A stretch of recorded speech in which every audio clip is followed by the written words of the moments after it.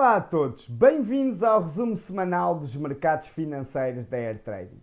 Os bancos centrais foram quem concentraram todas as atenções dos investidores na semana passada, nomeadamente a Reserva Federal norte-americana, ao anunciar o primeiro corte das taxas de juros desde março de 2020 e logo com uma descida de 50 pontos básicos, passando assim a taxa aos 5%, taxa essa que ainda assim continua muito elevada. Um corte já era esperado, mas havia dúvidas sobre a dimensão desse corte.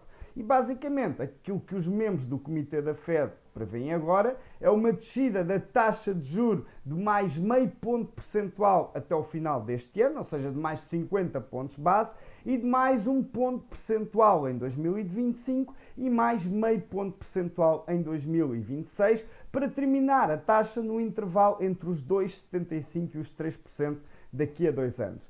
Esta decisão foi recebida de forma positiva pelo mercado, como seria de esperar, e levando o S&P 500 a renovar novos máximos históricos. Agora, apesar da reação positiva dos mercados no curto prazo, é preciso ter em conta que também aumentam as perspectivas de uma maior volatilidade no futuro, especialmente se o crescimento e a inflação não evoluírem em linha com o cenário de aterragem suave, como está para já contemplado nas projeções económicas da Reserva Federal norte-americana. Quanto aos outros bancos centrais que anunciaram as suas políticas monetárias, destacamos o Banco de Inglaterra e o Banco do Japão, que, tal como se esperava, mantiveram as suas taxas de juros nos 5% e nos 0,25% respectivamente. Contudo, espera-se que no futuro Andrew Bailey, do Banco de Inglaterra, volta a reduzir as taxas, ao passo que Kazuo Ueda, do Banco do Japão, opte por continuar a reversão histórica que está a ocorrer na política monetária do país, continuando a subir as taxas que durante 17 anos estiveram em território negativo e que agora estão em território positivo. Com estes dados, os índices valorizaram no geral, destacando-se acima de tudo o S&P 500, o Dow Jones 30 e o DAX 30 na Europa, que atingiram novos máximos históricos. O dólar manteve a fraqueza que se tem registado nos últimos meses, elevando assim o preço do ouro para novos máximos históricos, mais uma vez estando já a cotar acima dos $2.600 por onça. Quanto ao crudo, terminou a semana com subidas ligeiras, mas sem conseguir quebrar em alta os $72.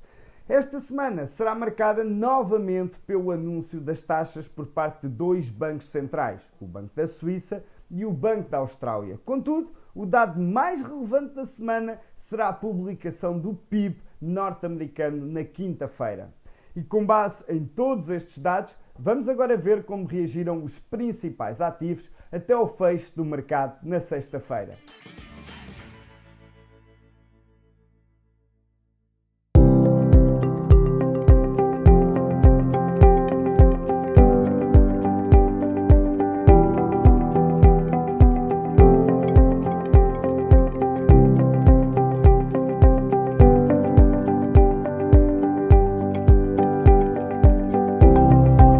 Relativamente à oportunidade desta semana, destacamos o comportamento em termos técnicos da platina.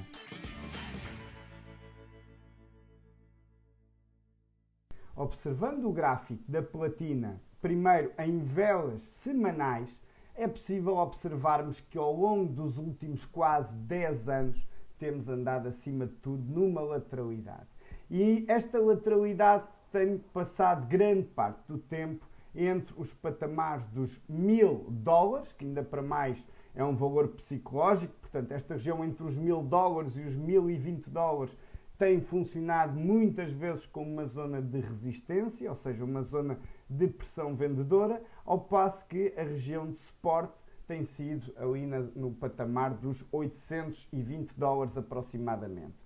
Então, a oportunidade que identificámos na semana passada passou exatamente por negociarmos e aproveitarmos o facto de estarmos a cotar junto a este nível de resistência para vendermos, dado que é um nível onde a probabilidade é que o preço da platina possa cair e acreditamos nós que desde os $1.000 poderíamos voltar à região de suporte dos $800. Agora, ninguém espera que venhamos a caminhar da resistência ao suporte em poucos dias. Isto é algo que vai demorar o seu tempo e por isso é que estamos também a mostrar o gráfico em velas semanais.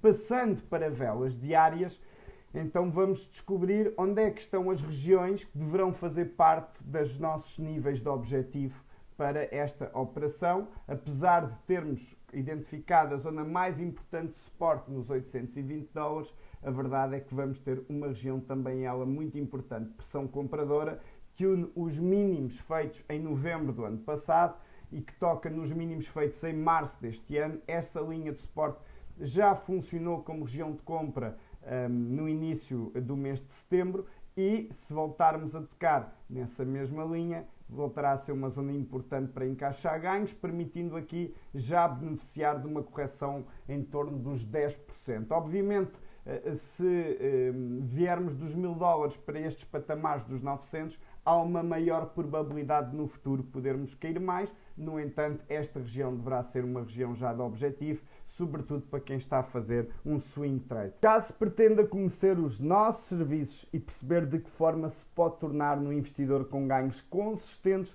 e sustentáveis, entre em contacto connosco através do nosso WhatsApp ou telefone, ou se preferir, através do nosso e-mail. Desejo-lhe uma boa semana de trading e até para a semana.